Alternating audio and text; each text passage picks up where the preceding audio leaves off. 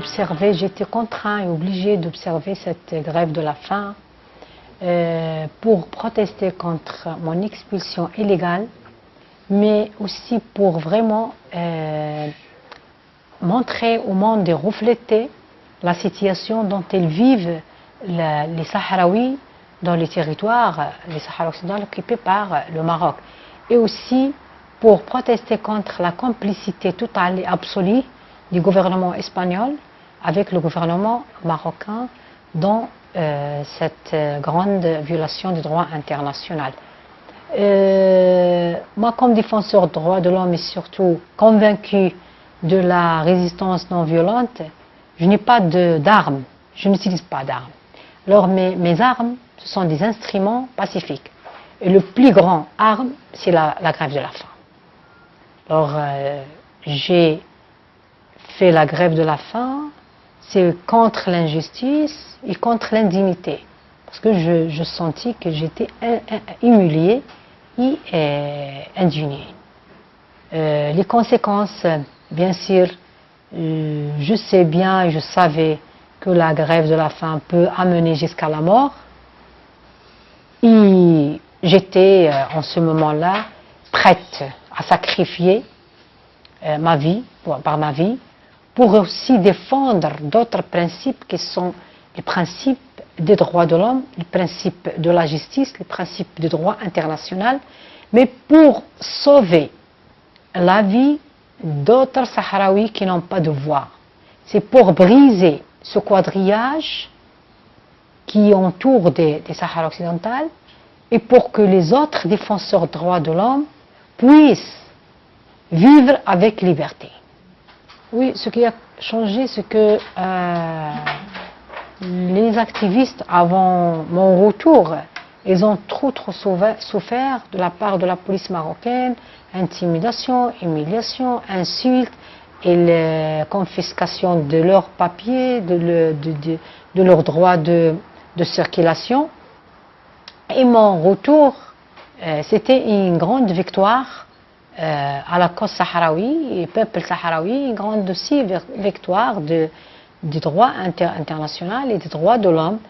Mais après une année, vraiment, le Maroc maintenant, il a fait un pas en arrière, il a tout bafouillé.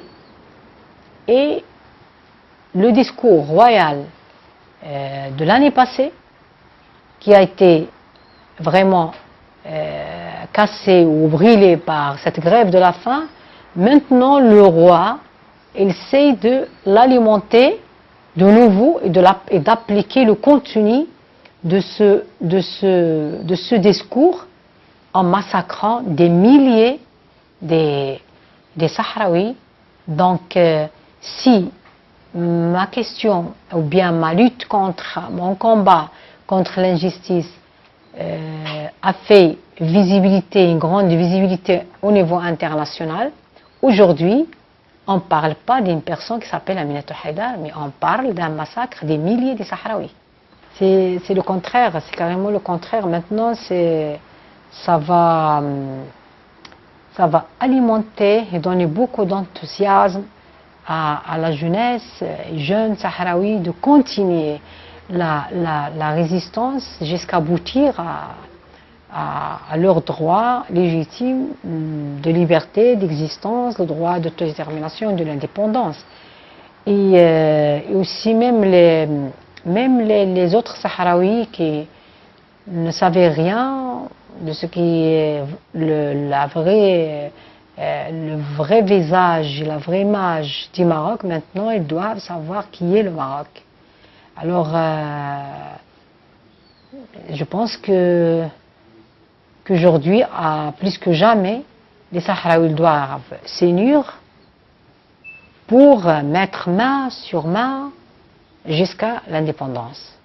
Oui, je fais un appel à travers le mouvement des femmes démocrates portugaises à toutes les femmes portugaises d'agir en faveur du peuple sahraoui, surtout en faveur des femmes sahraouis, et sachant que les femmes portugaises et le peuple en général portugais a joué un rôle historique dans la résolution des problèmes du Timor oriental.